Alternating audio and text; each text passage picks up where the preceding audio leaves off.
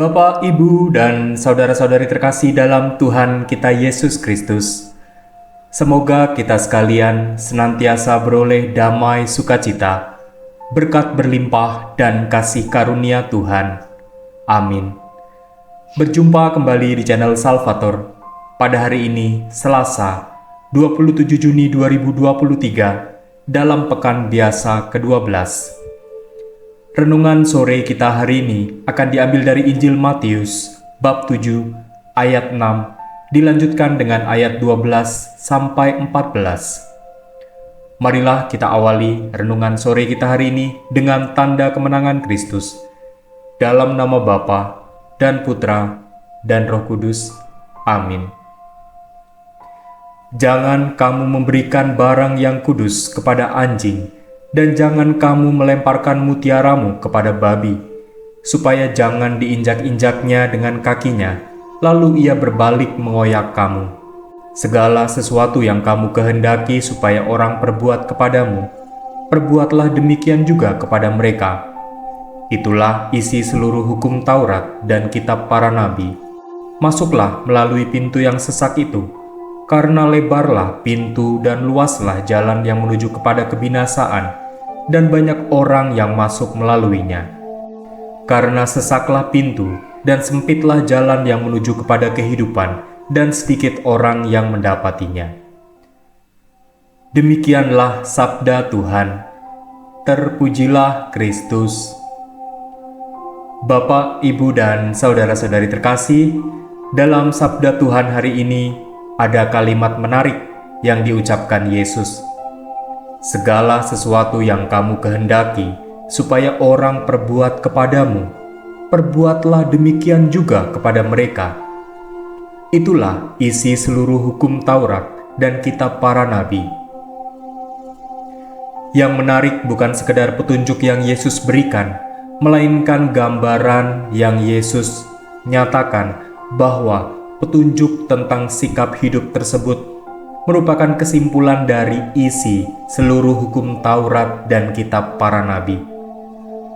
Maka dapat dijadikan sebuah permenungan yang sangat sederhana, bahwa bagaimana perlakuan sesama terhadap kita, sudah pasti kita senantiasa mengharapkan perlakuan-perlakuan yang baik. Tidak ada seorang pun yang berharap diperlakukan buruk.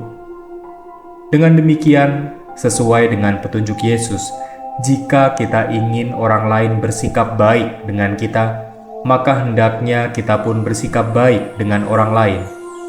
Dan jika sikap tersebut kita pelihara dengan baik, serta konsisten, artinya kita sudah hidup dengan baik, dan menjadi pewarta yang hidup atas firman Allah dalam kitab Taurat dan kitab para nabi.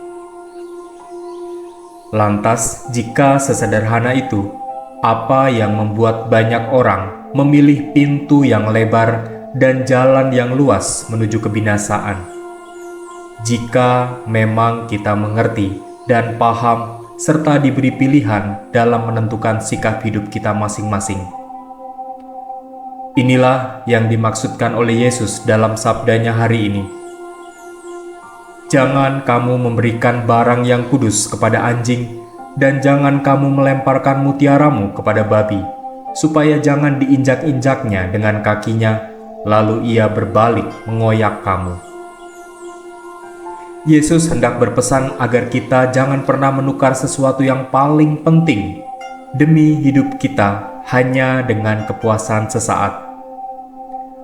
Sebagaimana Abraham dalam bacaan pertama melihat keselamatan jiwa sebagai hal yang utama, itulah sebabnya dia mengalah pada Lot terkait pembagian lahan yang dapat menopang kekayaan dan kekuasaannya di dunia.